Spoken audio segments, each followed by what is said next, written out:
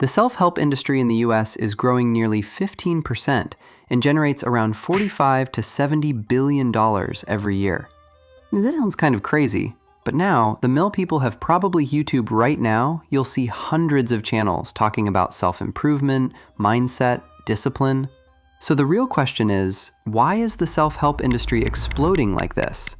And why does Gen Z, especially those aged 18 to 35, crave self-change so much? Today, I'm going to explain that from a psychological perspective. There's something really interesting. Every new year, people always believe they can reset their lives, like a system update. But here's the paradox. Individuals are optimistic, while society is pessimistic. You believe you can get better, but you don't believe the world will get better. Sound familiar? Economic instability, AI starting to replace jobs. Just keeping a job that pays enough to live is already hard, and when the environment doesn't change, your brain starts coming to a very clear conclusion. If the world doesn't change, then the only option is that you have to change. That's when self-help appears as an escape. Or simply put, when you feel like the world around you is too toxic, you turn inward and try to fix yourself. If you look deeper into psychology, there's a very important mechanism happening in your mind every day called cognitive dissonance, or internal conflict. You have two beliefs coexisting at the same time. One side says, nothing can stop me, but the other side says, I'm not good enough. Your brain doesn't like this. It creates a very uncomfortable tension, and to reduce cortisol, your brain gives you two choices: either lie to yourself or change your behavior. People who get pulled into self-help are usually the ones who can't stand lying to themselves. They're very sensitive to the fact that they're not living up to their potential. To put it bluntly, they're uncomfortable with who they currently are. Going even deeper, what actually triggers change isn't motivation, but psychological pain. According to behavioral psychology, people only change when the present feels more uncomfortable than the act of changing. Your brain is always trying to avoid pain and seek relief. Thoughts like, I'm not good enough, I'm falling behind, AI might replace me, or I'm stuck in a loop, aren't just thoughts, they're pressure. But here's the interesting part. You might think only overthinkers feel this way, but that's not true. We're living in a time where every 10 minutes of scrolling your feed, you'll see someone more successful than you. An old friend now has a great body, money, and is an influencer. You just scroll past it, but your brain instantly creates the feeling that I'm falling behind. This can cause anxiety, but at the same time, it becomes fuel for change. The human brain is extremely sensitive to comparison, but very bad at finding real solutions.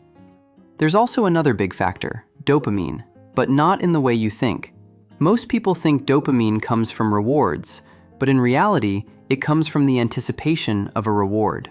When you imagine making $1 million, your brain already releases dopamine before you even do anything. That's why you can sit there imagining a better version of yourself, feel motivated, feel like you're going to do it, but then you don't take action. You're not addicted to self-improvement. Your brain starts getting addicted to the feeling of becoming a better version of yourself. However, consuming this kind of content isn't useless. It's actually affecting you in a very subtle way. Philosophers like Marcus Aurelius, Seneca, and Epictetus didn't just say things that sound good. When you listen long enough and think deeply enough, your brain starts forming neural pathways. This is the mechanism of neuroplasticity, the brain's ability to change. Every time you think or act differently, your brain creates new connections and weakens old habits. At some point, you won't need to force yourself anymore. You'll automatically act in a new way because your brain always wants to save energy. Before, I used to really hate self-help books and felt like they were just a bunch of information that gave you a sense of self-satisfaction and that 10 out of 10 books were basically the same, just told through different experiences. But then I realized the biggest mistake many people make is wanting to act before understanding themselves. They want to become successful, so they copy the actions of successful people in a very shallow way. And that's why they turn to self-help as a mental relief, then quit very quickly after. You can't change your behavior if you don't understand what you're chasing, what you're afraid of, and what you're avoiding. For example, you want to go to the gym, but what's the real reason? Do you want to be healthier, or do you feel inferior to others? These two reasons create two completely different people. If you don't understand this, you'll always start and then quit halfway. The happiness of your life depends upon the quality of your thoughts. That's everything I've learned about why you get pulled into self-help like this. If you think there are reasons I missed or something needs to be added, leave it down below. Paw signing out. Stay sharp, stay weird.